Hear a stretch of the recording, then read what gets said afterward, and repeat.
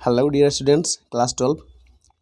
जैसा कि मैंने आप लोगों से प्रॉमिस किया था कि लेसन के तुरंत ख़त्म होने के बाद मैं आपको क्वेश्चन आंसर ज़रूर कराऊंगा। तो मैं उपस्थित हूँ अपने channel English classes with Indresh sir. मैंने अपने चैनल का नाम बदल दिया था और इस समय इस नाम से चैनल मेरा यूट्यूब पे अवेलेबल है, English classes with Indresh sir.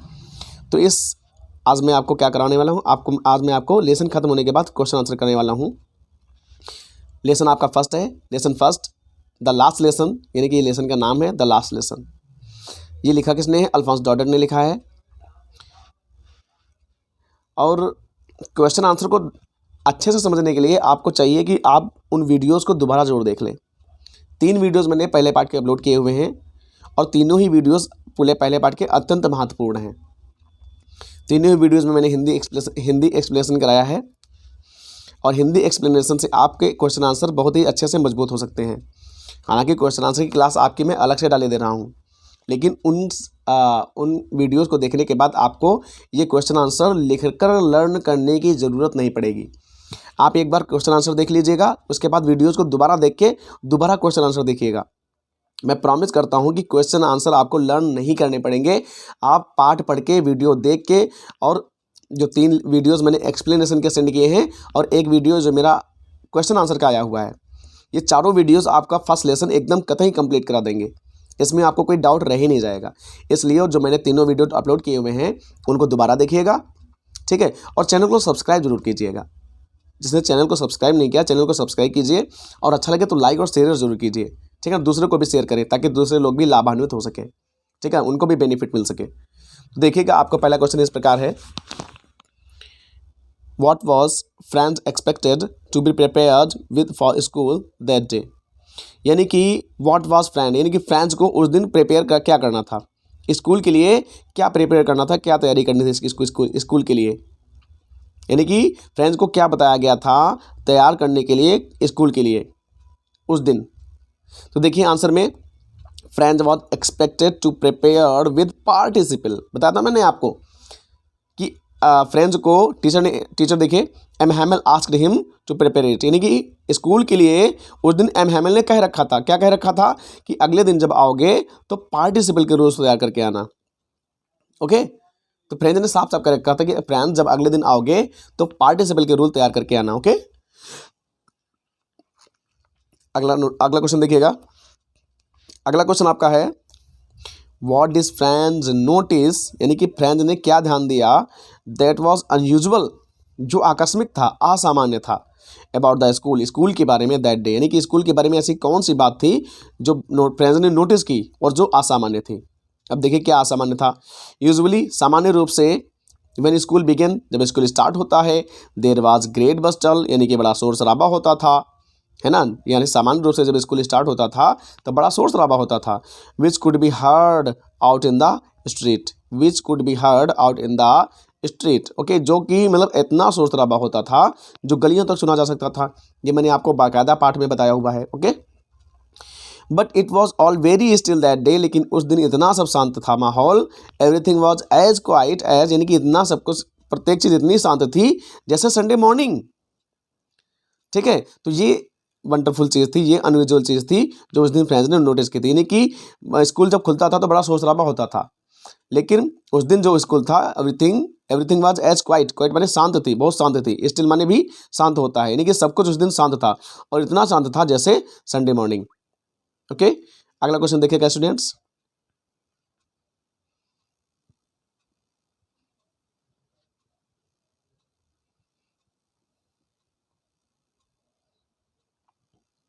अगला क्वेश्चन है आपका,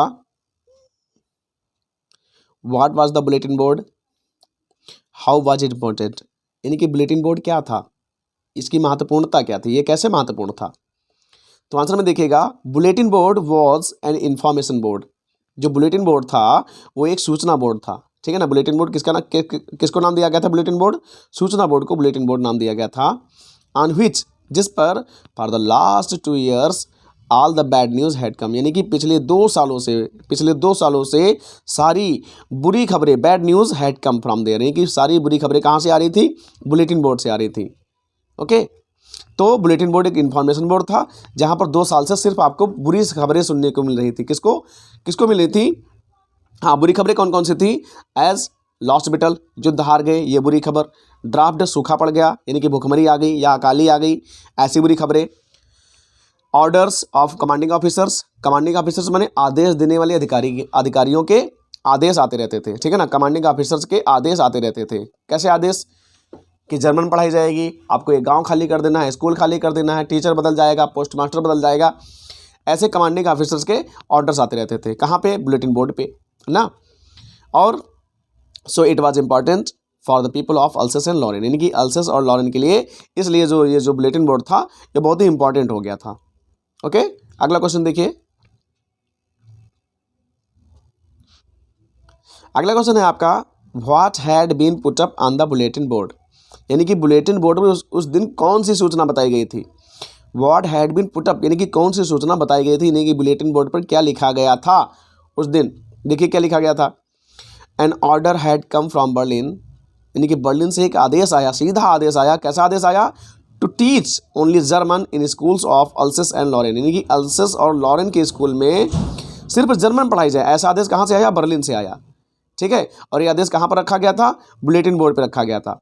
ओके, बुलेटिन बोर्ड पे ये सूचना बताई गई थी कि अल्सेस और लॉरेन के स्कूल में उस दिन से क्या पढ़ाई जाएगी? ओनली जर्मन पढ़ाई जाएगी, ठीक है। ये बर्लिन से आदेश आया था। The German had put up this notice on the bulletin board, यानी कि इस बुलेटिन बोर्ड पर जर्मन लोगों ने ये समाचार लिखा हुआ था। ओके, ये नोटिस लिखी हुई थी। अगले देखिए क्वेश्चन। अगला क्वेश्चन है आपका, व्हाट डिज फ्रेंड वंडर। मैंने बताया ना ये पूरा लेसन फ्रेंड्स के लिए वंडरफुल है। वो हमेशा आंसर में ही पड़ा रहता है कि आज क्या हुआ, ऐसा क्यों है, वैसा क्यों है, रोज जैसा होता था वैसा नहीं है। तो अगला वंडर फ्रेंड्स के लिए क्या था? What does friends wonder about when he entered the class that day, यानी कि वो कौन सी चीज़ थी। What did friends wonder about, यानी कि कौन सी चीज़ थी या कौन सा विषय था जिस पर जो फ्रेंड्स था वो वंडरफुल था, यानी कि आश्चर्यचकित था। जब उसने क्लास में प्रवेश किया तो किस चीज़ ने उसको आश्चर्य में डाल दिया, ठीक है। देखिएगा, when friends entered the class that day, यानी कि उस दिन जब फ्रेंड्स ने क्लास में एंट्री की, क्लास में प्रवेश किया, कक्षा में प्रवेश किया, he was expecting a scolding from the teacher M Hamel, यानी कि वो उम्मीद कर रहा था कि जो टीचर एम हैमिल ना वो उसे स्कोल्ड करेंगे, डांटेंगे। उस दिन जब क्लास में फ्रेंड्स ने एंट्री की तो उसे लग रहा था कि एम हैमिल उसके जो टीचर हैं उसे बहुत डांटेंगे। But he spoke very kindly, लेकिन हुआ क्या? वो बहुत ही दयालुता से बोले, बड़े ही मतलब ममता के साथ बोले। क्या बोले? And asked him to sit, यानी कि बड़ी ही ममता के साथ उससे बोले और उसको बैठ जाने के लिए बोला। फ्रेंड आल्सो वंडर्ड, अब देखो एक तो इस चीज ने उसको आश्चर्य में डाल दिया कि उसको लग रहा था फ्रेंड्स को कि उसके जो टीचर हैं एम हैमिल उसको डांटेंगे, लेकिन वो बड़े दयालुता से बोले। इस चीज़ ने आश्चर्य में डाल दिया। और क्या आश्चर्य में डाल दिया? अब उल्टा एम हैमिल ने डांटा तो नहीं, लेकिन उसको बैठ जाने के लिए कहा, तो इस चीज़ ने भी उसको आश्चर्य में डाल दिया। और देखिए उसके लिए क्या आश्चर्य था? Friends also wondered at the presence of the senior villagers, यानी सीनियर विलेजर्स यानी कि जो वरिष्ठ नागरिक थे, गांव के वरिष्ठ नागरिक, वो उनकी उपस्थिति पर वो आश्चर्यचकित था, ठीक है। जो वरिष्ठ नागरिक वहाँ पर कमरे में पीछे बैठे हुए थे उनकी उपस्थिति पर फ्रेंड्स बहुत आश्चर्यचकित था। जो ऑक्यूपाइंग माने बैठे हुए थे, बैक बेंचेस माने पीछे की बेंचों पर, ऑफ द क्लास माने कक्षा की, यानी कि जो कक्षा की पीछे की बेंचों पर बैठे हुए थे सीनियर विलेजर्स, उन पर भी यानी कि उनकी उपस्थिति पर भी फ्रेंड्स को आश्चर्य हो रहा था। ओके, आगे देखिएगा students.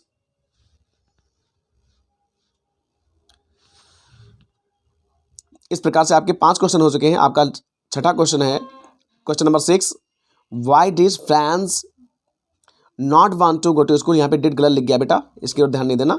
Y did friends not want to go to school that day, यानी कि फ्रेंड्स जो था वो उस दिन स्कूल क्यों नहीं जाना चाहता था। तो देखिएगा फ्रेंड्स क्यों स्कूल नहीं जाना चाहता था, आप लोगों को पता होगा, क्योंकि फ्रेंड्स को अपना लेसन तैयार नहीं था ना, और यही क्वेश्चन में बताया गया है आंसर में। Friends did not want to go to school that day, friends उस दिन स्कूल बिल्कुल नहीं जाना चाहता था। As he had not prepared his lesson on participle, क्योंकि पार्टिसिपल पर उसने अपना पाठ तैयार नहीं किया था। Okay, and his friends teacher would certainly scold him, और जो उसके फ्रेंच टीचर थे, फ्रेंच भाषा के अध्यापक, वुड सर्टेनली उन्हें बिल्कुल ही उसको डांटेंगे ही डांटेंगे फॉर लर्निंग इट, यानी कि नॉट लर्निंग इट यहाँ पे होना चाहिए, यानी कि इसको ना याद करने के कारण, हाँ लर्निंग इट याद करने के कारण ही उसको डांटेंगे कि उसने याद नहीं किया हुआ होता है ना, तो वो उसको डांटेंगे। कौन? उसके टीचर। इसलिए वो स्कूल नहीं जा रहा था। किस लिए? क्योंकि उसने अपना पाठ तैयार नहीं किया था। ओके, पाठ तैयार नहीं किया तो देखो जाहिर सी बात होती है कि अगर कोई पाठ तैयार नहीं करेगा तो जाहिर सी बात है टीचर उसको डांटेंगे जरूर। ओके, इस डर से वो फ्रेंच स्कूल नहीं जा रहा था। अगला क्वेश्चन देखिए, अगला क्वेश्चन है आपका, what was unusual about MML dress. देखो, एक तो अनयूजुअल क्लास के बारे में था कि कक्षा में जब उसने प्रवेश किया तो एमएमएल ने डांटा नहीं बल्कि उसको बैठ जाने के लिए दयालुता से बोले। अब दूसरी वंडरफुल चीज़ क्या थी, अनयूजुअल चीज़ क्या थी, एमएमएल ड्रेस के बारे में थी। तो what was unusual about MML dress on his last day in school, यानी अंतिम दिन एमएमएल की ड्रेस के बारे में क्या नया था, क्या मतलब असाधारण था। देखिए क्या असाधारण था। ऑन हिज लास्ट डे, अंतिम दिन, अपने अंतिम दिन में इन स्कूल के अपने अंतिम दिन में एमएमएल वॉज वेयरिंग, यानी कि एमएमएल ने पहन रखा था, यानी कि स्कूल के अंतिम दिन एमएमएल ने क्या पहन रखा था, ए ब्यूटीफुल ग्रीन कोट, एक हरा सुंदर सा कोट, ए फ्रिल्ड शर्ट, एक झालरदार शर्ट पहन रखी थी। फ्रिल्ड माने होता है झालरदार शर्ट, ठीक है ना, एक झालरदार शर्ट पहन रखी थी। And a little black embroidered silk cap, और एक काली, ठीक है ना, काली छोटी टोपी पहन रखी थी, ठीक है, काली छोटी टोपी। लिटिल ब्लैक एम्ब्रॉयडर्ड माने होते हैं कसीदेकारी, कसीदेकारी मतलब जो कढ़ी हुई होती है टोपी, जिस पर हाथ से मतलब सुई धागा से कारीगरी की जाती है, वैसी छोटी और काली टोपी पहने हुए थे। कौन? एमएमएल, ठीक है ना। तो क्या क्या पहने हुए थे, ब्यूटीफुल ग्रीन कोट पहने हुए थे, फ्रिल्ड शर्ट पहने हुए थे, और little black embroidered silk cap पहने हुए थे। दैट ही वोर ओनली, जो हमेशा वो केवल पहना करते थे, on any occasion for inspection day, यानी कि जब कोई ऑकेशन यानी कि अवसर होता था, क्या है का, इंस्पेक्शन, यानी कि कोई जांच पड़ताल या फंक्शन होता था तब पहन के आते थे। और प्राइज डिस्ट्रीब्यूशन डे, या तो उस दिन आते थे जब प्राइज डिस्ट्रीब्यूट करने होते थे, यानी कि पुरस्कार वितरण होना होता था, तब वो ड्रेस पहन करके आते थे। लेकिन आज वो अंतिम दिन में अपने वही ड्रेस पहन के आए थे, इसलिए जो फ्रेंच था वो मतलब उसकी ड्रेस के बारे में, एमएमएल की ड्रेस के बारे में अनयूजुअल था। ओके स्टूडेंट्स, आगे देखिएगा। तो नेक्स्ट क्वेश्चन है आपका students, how did MML display his love, यानी कि एमएमएल ने अपना प्रेम कैसे प्रदर्शित किया। How did MML display his love, MML ने अपना प्रेम कैसे प्रदर्शित किया फॉर फ्रेंच लैंग्वेज, फ्रेंच भाषा के लिए। तो देखिए आंसर में, MML showed his love, MML ने अपना प्रेम प्रदर्शित किया फॉर फ्रेंच लैंग्वेज, फ्रेंच भाषा के लिए, बाय टेलिंग स्टूडेंट्स, यानी कि विद्यार्थियों को ये बताकर क्या, दैट कि French language was the most beautiful language in the world, यानी कि जो फ्रेंच लैंग्वेज है, जो फ्रेंच भाषा है, ये संसार की सबसे सुंदर भाषा है। Most beautiful language in the world, संसार की सुंदरतम भाषा है। ये स्टूडेंट्स को बता करके एमएमएल ने फ्रेंच भाषा के प्रति अपना प्रेम प्रकट किया। ओके, और कैसी भाषा है, क्लियरेस्ट है, यानी कि सबसे स्पष्ट भाषा है और सबसे तार्किक भाषा, ये बता करके फ्रेंच ने अपना प्रेम प्रदर्शित किया किस भाषा के प्रति, फ्रेंच भाषा के प्रति। ओके स्टूडेंट्स, अगला क्वेश्चन देखिएगा। अगला क्वेश्चन आपका है, what did MML say about the language and its importance. एक बात और ध्यान दीजिएगा, ये जो मैंने क्वेश्चन लिखे हुए हैं ये इंपॉर्टेंट बेस्ड क्वेश्चन है बेटा, important, very very very important. ये पूरे लेसन में मैंने 17 क्वेश्चन छाटे हुए हैं, 17-18 क्वेश्चन, जो आपकी दृष्टि से यानी कि एग्जाम के दृष्टि से वेरी इंपॉर्टेंट है, मोस्ट इंपॉर्टेंट। और अगर पहले पार्ट से क्वेश्चन आएंगे तो इन्हीं में से कोई ना कोई क्वेश्चन आपको आएगा, जरूर लिख के रख लीजिए, और ना है तो मुझको दिखा देना कि सर आपने कहा था कि नहीं आया, देखिए सॉरी मतलब आपने कहा था आया और देखिए नहीं आया। अगर पहले पार्ट से क्वेश्चन आएगा तो इनमें से क्वेश्चन कोई ना कोई जरूर फंसेगा, ये मैं आपसे प्रॉमिस करता हूँ। आगे देखिए, what did MML say about the language and it's important, यानी कि एमएमएल ने भाषा की महत्वपूर्णता के बारे में लोगों से क्या बताया। What did MML say about the language, यानी कि भाषा के बारे में और इसके महत्व के बारे में एमएमएल ने क्या कहा। देखिए क्या कहा, उन्होंने कहा कि द ईच नेटिव लैंग्वेज, यहाँ पे लैंग्वेज की स्पेलिंग मिस्टेक है बेटा, इसके लिए आप नोटिस ना करना, आप केवल आंसर के नोटिस कीजिए। The each native language has a lot of importance for their natives. जल्दी जल्दी में मिस्टेक हो जाता है, इससे कोई फर्क नहीं पड़ता, लेकिन आप लोग गलती नहीं करना, ठीक है। द ईच नेटिव लैंग्वेज यानी कि प्रत्येक जो मातृभाषा होती है बेटा, प्रत्येक जो मातृभाषा होती है has a lot of importance, यानी कि देखो अपनी अपनी भाषा से सबको प्रेम होता है, ठीक है ना। तो वही कह रहे हैं एमएमएल कि ईच नेटिव लैंग्वेज यानी कि प्रत्येक मातृभाषा has a lot of importance, यानी कि प्रत्येक मातृभाषा का बहुत महत्व होता है फॉर देयर नेटिव्स, यानी कि उनके नागरिकों के लिए, है ना, उनके नागरिकों के लिए। जैसे हम लोग हिंदी बोलते हैं तो हम लोगों की हिंदी बहुत प्यारी है, हिंदी को कोई अपमान करेगा हम बर्दाश्त थोड़ी करेंगे, ठीक है ना। जैसे हम लोग उर्दू बोलते हैं तो उर्दू का कोई अपमान करेगा तो हम बर्दाश्त थोड़ी करेंगे। संस्कृत बोलते हैं तो संस्कृत कोई अपमान करेगा तो हम बर्दाश्त नहीं करेंगे, है ना। तो प्रत्येक मातृभाषा का अपना बहुत महत्व होता है फॉर देयर नेटिव्स, उनके नागरिकों के लिए। And they must guard it, और दे मस्ट गार्ड इट यानी कि उनको करना चाहिए, गार्ड माने रक्षा, यानी कि अपने मातृभाषा की रक्षा करनी चाहिए। एमंग देम माने अपने मध्य में, अपने मध्य में उन लोगों को मातृभाषा की रक्षा करनी चाहिए। एंड नेवर फॉरगेट इट, और अपनी मातृभाषा को कभी भूलना नहीं चाहिए। Because when the people are enslaved, यानी कि जब लोग गुलाम बन जाते हैं, दास बन जाते हैं, when the people are enslaved यानी कि लोग गुलाम बन जाते हैं, तो as long as they hold fast their language, ध्यान दीजिए, एज लॉन्ग एज यानी जितनी देर तक, जितना टिक सकने वाला वो होल्ड फास्ट, अपना मतलब चंगुल से जकड़ लेते हैं देयर लैंग्वेज, अपनी मातृभाषा को, यानी कि जितना अपनी मातृभाषा को लोग जकड़ के रखते हैं, होल्ड फास्ट माने जकड़ के रखते हैं। इट इज़, तो ये इस प्रकार का हो जाता है जैसे if they had the king to their present, देखिएगा, if they had the key to their present, यानी कि इस प्रकार का हो जाता है जैसे उनके कारागार की चाबी उन्हीं के पास हो। कहने का तात्पर्य है जब कोई समस्या लोगों के ऊपर आ जाती है तो उस समस्या का हल उनके पास स्वयं होता है। कब? जब वो अपनी मातृभाषा से जुड़े हुए रहते हैं तब। अगर आप अपनी मातृभाषा से अलग हो जाएंगे तो आप अपनी समस्याओं को और अधिक बढ़ा लेंगे। तो वही एमएमएल ने यहाँ बताया हुआ है कि जब कोई लोग दास बन जाता है, किसी समस्या का गुलाम बन जाता है, तो जितना वो अपनी मातृभाषा को पकड़ के रखता है तो इस प्रकार का होता है जैसे की टू देयर प्रिजन, यानी कि उनकी जेल की चाबी उन्हीं के पास है, यानी कि उनकी समस्याओं का हल उन्हीं के पास है। कब तक? जब वो अपनी मातृभाषा को होल्ड फास्ट करते हैं, यानी कि जकड़ के रखते हैं। ओके स्टूडेंट्स, नेक्स्ट क्वेश्चन है आपका, whom did M. Hamel blame, यानी कि ब्लेम एम हैमेल ने किसे ब्लेम किया, किसे आरोपित किया, फॉर फ्रांसेज इनएबिलिटी, यानी कि फ्रांस की इनएबिलिटी के लिए, फ्रांस की अयोग्यता के लिए, टू आंसर इस क्वेश्चन, यानी कि क्वेश्चन का आंसर देने के लिए। जब क्वेश्चन का आंसर फ्रांस नहीं दे पाता था, जब क्लास को कंप्लीट नहीं कर पाता था, पार्टिसिपल को सही से नहीं बोल पाया, तो किसको दोषी ठहराते हैं?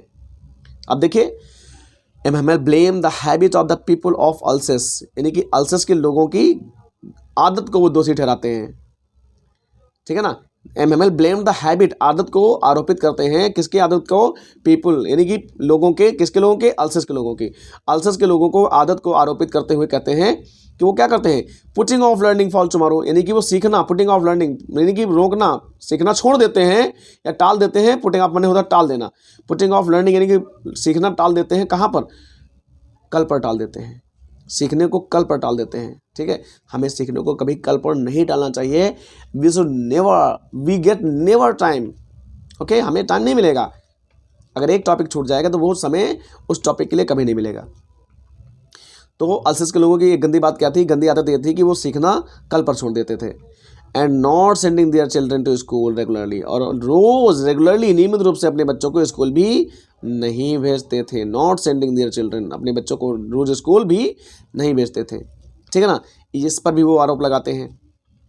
और तो और वो अपने पर भी आरोप लगाते हैं। देखिएगा, ही आल्सो ब्लेम्ड हिमसेल्फ, उन्होंने स्वयं को भी आरोपित किया, for neglect of learning of boys like French, यानी कि फ्रेंच जैसे लड़कों की सीखने के लिए लापरवाह थे खुद। कौन? एम हैमेल भी, ठीक है ना। वो स्वयं को भी दोषी ठहराते हैं, कहते हैं तुम्हारी जो लर्निंग है, यानी कि तुम्हारे ज्ञान के प्रति मैं खुद लापरवाह रहा हूँ, नेग्लेक्ट रहा हूँ, ठीक है ना। अगला क्वेश्चन देखिएगा, what tempted friends to stay away from school, यानी कि वो कौन सी चीज़ थी जिसने फ्रेंड्स को मोह ली, ठीक है ना।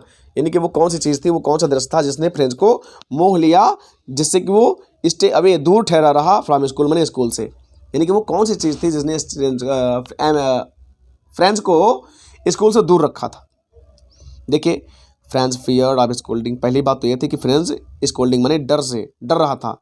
काहे से डर रहा था? डांटे जाने के भय से डर रहा था। At school as he had prepared his lesson on participle, as he had not prepared होना चाहिए, he had not prepared, he had not, यहाँ पे नॉट होना चाहिए, नॉट लिख लेना आप लोग, ठीक है ना, नॉट ना लिख लेना तो समझ लेना। Friends feared of scolding as he had not prepared his lesson are participle, यानी कि फ्रेंड्स ने अपना जो पार्टिसिपल पर पार्ट है ना वो तैयार नहीं किया था, तो उसको डर लग रहा था कि उसको डांट पड़ेगी, स्कोल्ड पड़ेगी, है ना, वो डर लग रहा था उसको।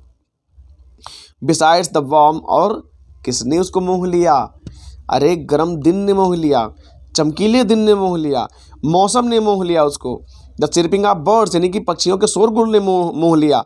The site of the marching Persian soldiers, यानी कि पर्सियन सोल्जर की मार्च ने उसको मोह लिया, ठीक है ना, जो पर्सियन सोल्जर्स थे उनके मार्च के दृश्य से, यानी कि परेड के दृश्य ने उसको मोह लिया। Also tempted him to stay away from school, यानी कि इन सब ने उसको मोह लिया, इसलिए वो स्टे अवे दूर ठहरा रहा फ्रॉम स्कूल, मैंने स्कूल से, ठीक है। अगर वीडियो न समझ में आए दोबारा देख लीजिए, आराम से समझ में आ जाएगा। अगला क्वेश्चन देखिएगा बेटा, why were some elderly person occupying back benches, हमने बताया था ना कमरे की पीछे वाली बेंचों पर कौन बैठे हुए थे, सीनियर विलेजर्स बैठे हुए थे, सीनियर विलेजर्स यानी कि वरिष्ठ गांव वाले बैठे हुए थे। अब देखो क्यों बैठे हुए थे, why were some elderly person, कुछ बुजुर्ग लोग, ठीक है ना, ऑक्यूपाइंग बैक बेंचेस यानी कि पीछे की बेंचों पर क्यों ऑक्यूपाई थे, यानी कि क्यों विराजमान थे, दैट डे माने उस दिन। अब देखिएगा answer, elderly person were occupying, यानी कि जो एल्डरली पर्सन है, जो बुजुर्ग लोग हैं, वो विराजमान थे बैक बेंचेस पर दैट डे उस दिन, क्योंकि they wanted to show their affection, वो अपना प्रेम प्रकट करना चाहते थे, दे वांटेड माने चाहते थे, तो शो दियर अफेक्शन अपना प्रेम प्रकट करना चाहते थे फॉर फ्रेंच लैंग्वेज, यानी फ्रेंच लैंग्वेज के अबाउट में, यानी फ्रेंच लैंग्वेज के प्रति अपना वो प्रेम प्रकट करना चाहते थे, अफेक्शन प्रकट करना चाहते थे। And pay respect to the teacher M Hamel, और जो वहाँ का टीचर था एम हेमेल उसको रिस्पेक्ट पे करने आए थे, यानी कि सम्मान अदा करने आए थे, ठीक है ना, इसलिए गांव के बुजुर्ग लोग आए थे ताकि वो अपनी भाषा के प्रति प्रेम प्रदर्शित कर सके और अपने टीचर के प्रति सम्मान प्रदर्शित कर सके, ठीक है, इसलिए वो आए थे। नेक्स्ट क्वेश्चन देखिए बेटा, ज़्यादा लंबी वीडियो नहीं होगी। अगला क्वेश्चन है, why was French surprised and why did he become regretful after M Hamel announcement of his last lesson. मैंने आपको बताया था ना कि जब फ्रेंच स्कूल पहुंचता है तो फ्रेंच से एम हेमेल बहुत ही नॉर्मल तरीके से बोलते हैं कि बेटा आओ, जल्दी आओ, बैठ जाओ, और मैं आपको आज अंतिम पार्ट पढ़ाने जा रहा हूं। तो देखिए लास्ट लेसन के बारे में जो वो बताते हैं तो वो क्यों रिग्रेटफुल हो जाता है, वो आश्चर्यचकित क्यों हो जाता है, कौन, फ्रेंच। रिग्रेटफुल मतलब होता है ग्लानिपूर्वक भर जाना, ठीक है ना, तो ग्लान से क्यों भर जाता है, देखिएगा। व्हेन एम हेमेल अनाउंस्ड, जब एम हेमेल ने घोषणा कर दी that it was their last lesson, कि ये उनका अंतिम पाठ होगा फॉर फ्रेंच लैंग्वेज, यानी कि ऑफ फ्रेंच लैंग्वेज, यानी कि फ्रेंच लैंग्वेज का ये उनका अंतिम पाठ होगा, जब उन्होंने घोषणा कर दी, French realize that he knew nothing about French, तो फ्रेंच ने माना, फ्रेंच ने स्वीकार किया, फ्रेंच को स्वीकृत हुआ, यानी कि फ्रेंच को स्मरण आया कि वो तो कुछ जानता भी नहीं है फ्रेंच के बारे में, है ना, जानता भी नहीं था। ही फेल्ट सॉरी, वो खेद कर रहा था, for wasting away his time, यानी कि अपना समय बर्बाद करने पर, ठीक है ना, अपना समय बर्बाद करने पर उसको कष्ट हो रहा था। फूलिंग अराउंड, यानी कि जो मूर्खतापूर्वक वो चारों ओर अपने समय बर्बाद करता रहता था, उस पर आज उसको गिल्टी फील हो रहा है, यानी कि ग्लानि हो रही है। अगला क्वेश्चन देखिए, what did French think about the pigeons why, यहाँ पर थिंक होना चाहिए, THINK, बहुत सी मिस्टेक्स की है लिखने वाले ने। देखिएगा व्हाट डिड फ्रेंच थिंक्स, हालांकि लिखा बोला मैंने ही है, लिखा किसी और ने है, और कहीं कहीं पर तो मैंने ही लिखा है। देखिएगा, चलो मिस्टेक्स हो जाती हैं, टू अरेज ह्यूमन, यानी कि गलती करना मानव का ही का स्वभाव होता है और किसी से गलतियां नहीं होती हैं। जानवर गलती नहीं करता है, जानवर अपना प्रकृति प्रकट करता है, ठीक है, लेकिन मनुष्य से गलतियां होती जरूर हैं, जो प्रयास करते हैं गलतियां उन्हीं से होती हैं। चलो गलतियों की ओर ध्यान न देकर आप अपने सिलेबस पर ध्यान दीजिए बेटा। What did French think, THINK, think about the pigeons, यानी कि पिजन्स के बारे में फ्रेंच ने क्या सोचा और क्यों सोचा। अब देखिए क्या सोचा। When everybody was writing on the paper, यानी कि जब सभी पेपर पर लिख रहे थे, द सेम टाइम, उसी समय, the pigeons cooed very low, pigeons जो है ना बहुत ही स्लो आवाज़ में उन्होंने कू किया, कू माने मतलब अपनी आवाज़ निकाली, कौन, किसने, कबूतरों ने, यानी कि जब सभी ने पेपर पर लिख रहे थे तो कबूतरों ने बड़ी धीरे से आवाज़ निकाली। ये लेसन के अंत में आपको दिया गया है, ठीक है ना, तो बड़ी धीमी सी आवाज़ निकाली ऑन द रूफ, माने छत पर, तो French thought in himself, French ने खुद के अंदर सोचा, यानी कि फ्रेंच ने स्वयं में सोचा, क्या सोचा, will they make them sing in German, क्या वो पक्षियों से भी, इवन द पिजन्स माने कबूतरों को भी जर्मन में ही बुलवाएंगे, क्या कबूतरों को भी जर्मन में ही गीत गवाएंगे, क्या ऐसा पॉसिबल था? बिल्कुल पॉसिबल नहीं था। तो लेकिन इस सोच में फ्रेंच पड़ जाता है। ओके, अगला क्वेश्चन देखिएगा, बस थोड़े क्वेश्चंस बचे हैं, एक इंपॉर्टेंट क्वेश्चन है बेटा।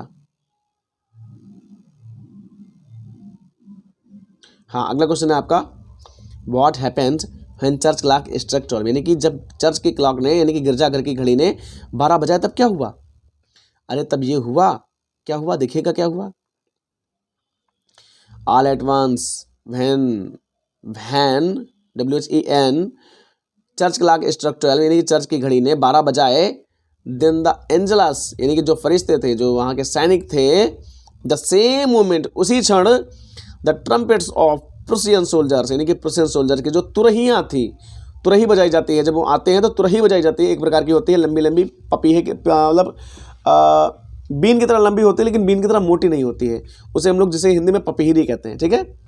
तो all at once church clock struck 12, यानी कि जब से गिरजाघर की घड़ी ने 12 बजाए, तो वहाँ के जो फरिश्ते सैनिक थे, सेम मूवमेंट, उसी क्षण, the trumpets of Persian soldier, यानी कि पर्शियन सोल्जर की जो तुरही थी बजने लगी, और रिटर्निंग फ्रॉम ड्रिल, यानी कि उनके जो ड्रिल से, यानी कि परेड से लौटने की जो तुरही होती वो बजने लगी, और उसकी आवाज़ आई, साउंडेड बने आवाज़ आई, अंडर आवर विंडोज, यानी कि हमारी खिड़की के अंदर आवाज़ आई, ठीक है ना। किसकी आवाज़ आई?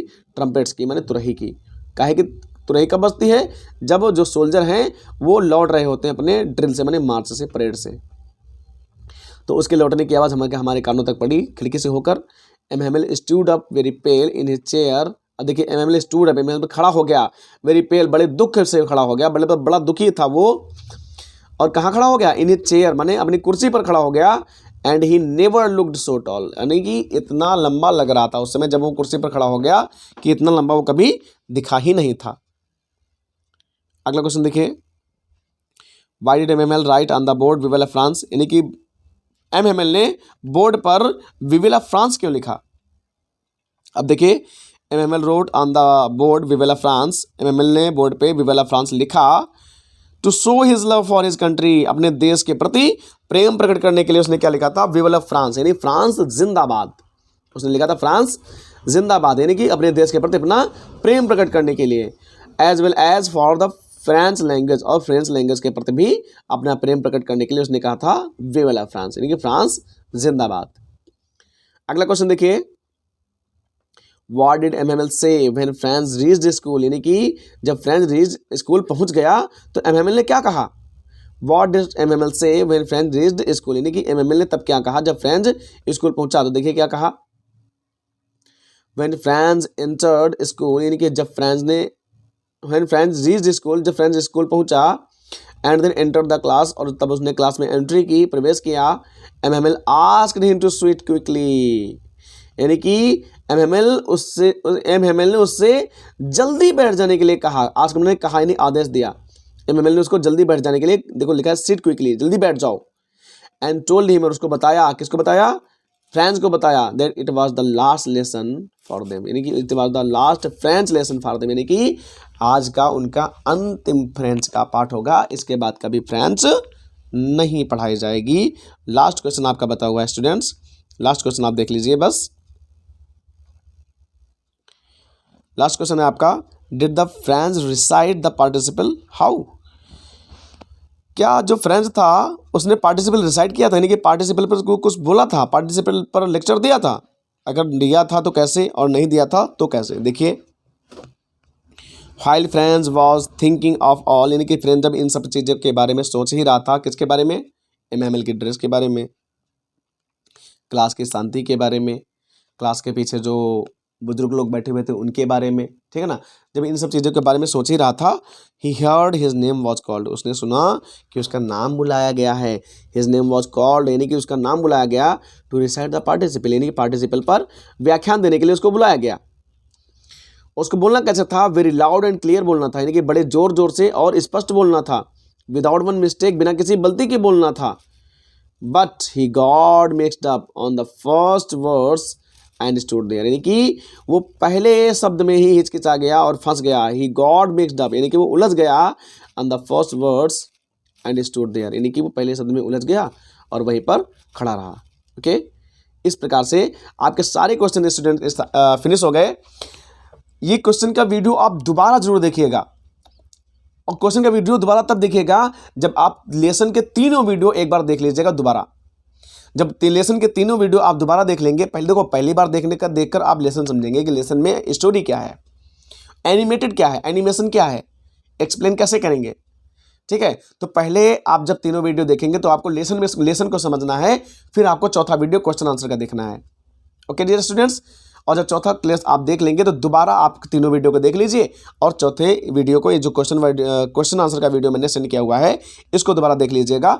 मैं वादा करता हूं कि ऐसा कोई क्वेश्चन आपको पेपर में नहीं आएगा पहले पार्ट से जो आपको आता ना हो।